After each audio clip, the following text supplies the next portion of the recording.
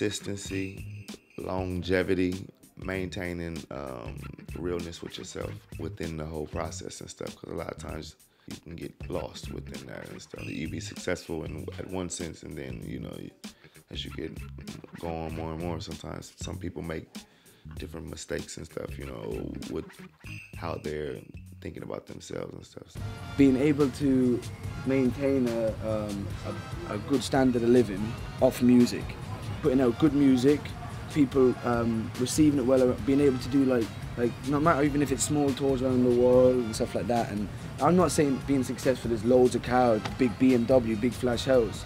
So I mean, if I was living in the same flat I am in Finsbury Park now, making music same way, I'll be successful. You know what I mean? Making music for the next 10 years. And if I'm doing well, if I'm happy with it myself, where I am, the music I'm making, the money I'm making, if I'm able to keep living without having to do another job, then I'm successful at music. I think it's whether you feel that you've personally got across at least some of what you want to express, and that someone appreciates that, because some people never get further than just having a small following. Other people blow up and become a worldwide phenomenon, but there's prices to pay for the more success you have in those terms, and you lose some of what your initial kind of mission was, and you lose some of your identity and your unique flavour. The more you kind of the bigger you get, the kind of more homogenized your sound becomes. Are the people, if you have a mass following, are they really into what you're doing, or are they just into it because it's fashionable? It depends how you define success. A lot of people I think would probably just think in monetary terms, but that doesn't really interest me that much. I mean, as long as I've got enough money to keep doing what I'm doing, then that's fine. Passion for something you do, dedication as well. In regards to DJing, it's something I do 24 hours a day. It's not like a hobby to me.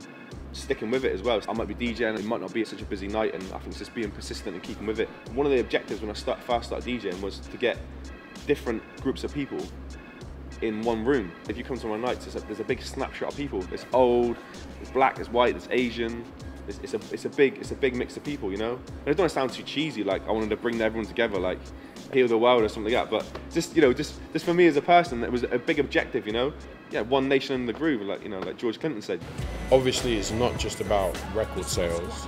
It's not just about whether you're famous or not, but it's really about, for me, and I guess I redefine it for me, it's really about when you finally sussed out how to actually touch people and actually make music that people need and enjoy, and you get that feedback and you know that, okay, so this is how I do. So I just strip off a chest, strip off a chunk of my belly and put it on a frying pan. That's what you like?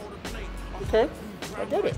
Because most of the time, most people don't actually get to the point where they actually learn how to do the best music that they can make. Some people are trying to make music that sounds like something else. Like, I am my own genre. There is no one making music like Ty makes music. So the success of that is actually understanding that is basically my avenue.